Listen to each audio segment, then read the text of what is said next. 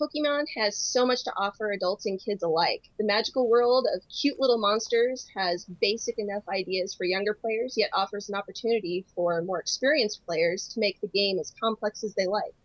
Here today with Geek Mom to share some hints and tips for playing Pokemon is Seth McMahill. Thank you for being with us, Seth. Well, thanks for having me. It's great to talk to you. Can you please give us a quick explanation about the world of Pokemon and maybe your favorite reason why parents should check out Pokemon as a game the entire family can enjoy? Well, the whole world of Pokemon is just this fantastic place where Pokemon exist. So in the real world, we have cats, dogs, birds, and things like that. Those are reflected in the world of Pokemon, but of course, as Pokemon. And there are a ton of different games that players can enjoy that will allow them to play Pokemon or experience Pokemon in many different ways. Now, the reason I think PokePark 2 Wonders Beyond is so great for kids is not only the content of the game, which is about friendship and overcoming obstacles and triumphing against great odds, but also it's very easy to pick up and play. On top of that, there's multiplayer in the game where up to 4 people can play together on 4 different attractions. So it's a lot of fun. Families can do it together. And then, of course, the game is rated E. So it really is meant for everyone to play. Speaking of Pokemon, the PokePark 2 that you were speaking of, what can fans expect to see that they haven't seen before? Well, PokePark 2 Wonders Beyond adds a lot of great stuff. The main thing is that you can actually not only just play as Pikachu, but his 3 pals as well. So what happens is Pikachu and Piplup show up to PokePark and they hear about this place called this mysterious Wish Park. And so they go and check it out. Well, while in there, something goes wrong and Piplup gets left behind. And so Pikachu must gather up some great friends, his pals, which are Oshawott, Snivy, and Tepig, and go back in to rescue Piplup. And so while playing through the game, you can switch between the characters at any given time. And that allows you to use their abilities. So for example, Oshawott can swim. And so if you come to an area where there's water, you'll need Oshawott to swim across it. Snivy can jump really high, so you'd want to pick Snivy to jump up to ledges, and various things like that. Right. I've heard that there's going to be some mini games in the new PokePark 2. What can you tell us about those? Well, actually, yeah, mini games is what a lot of people refer to them are, but they're attractions, and there's 4 different ones, and they're very different, each one of them. And like I said, they're all multiplayer with up to 4 people at once. One of them is actually you are kind of frosting cakes before they hit the ground, and you're using the Wii remote pointing at the screen. Another one is you're flying through space, and you're holding the Wii remote sideways and tilting it back and forth to fly through space and collect all these gems.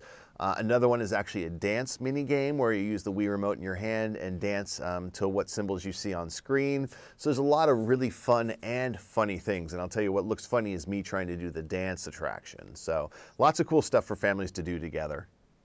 Nice. Off the subject of PokePark 2, and I understand if you can't give us much information about these, but with the popularity of the original Pokemon and the addition of the black and white characters, is there any possibility of having a show like Japan's Pokemon Sunday, since Pokemon has connections to Cartoon Network? I'm not sure. That's a different group that handles that part.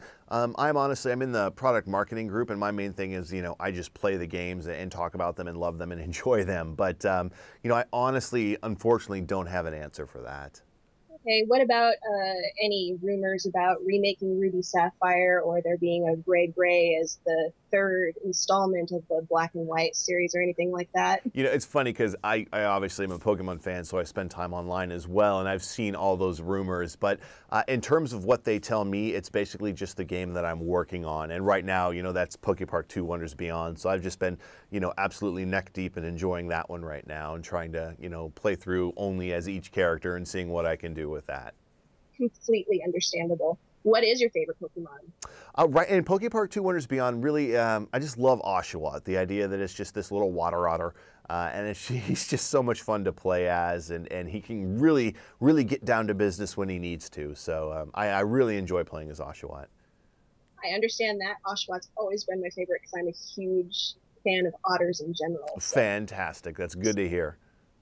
Where can we get more information about PokePark 2 and other upcoming Pokemon games? Well, for Pokemon in general, and just, you know, the brand as a whole, the TV series, the card game, everything like that, Pokemon.com is the place to go. Now, for more information on PokePark 2 Wonders Beyond, you want to go to Pokemon.com/PokePark 2.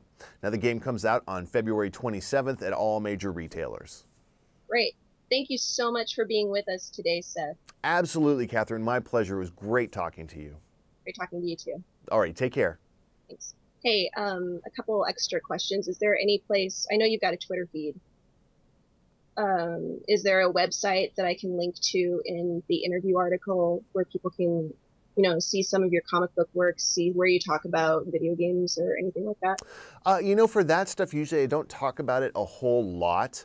On there, I just mention it sometimes. You know, I really kind of keep that stuff separate from the Pokemon stuff I do. Okay. All right. Do you still live in Renton? Yeah, I do.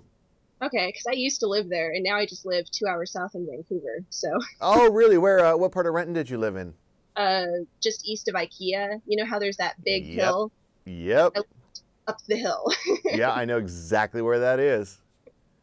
Well, great. Thank you so much for doing this, and I'm sorry that I didn't have the video thing going. Oh, no, it's no problem at all. No problem at all. It's my pleasure. It's great talking to you. Right, thanks, Seth. Bye-bye. Bye.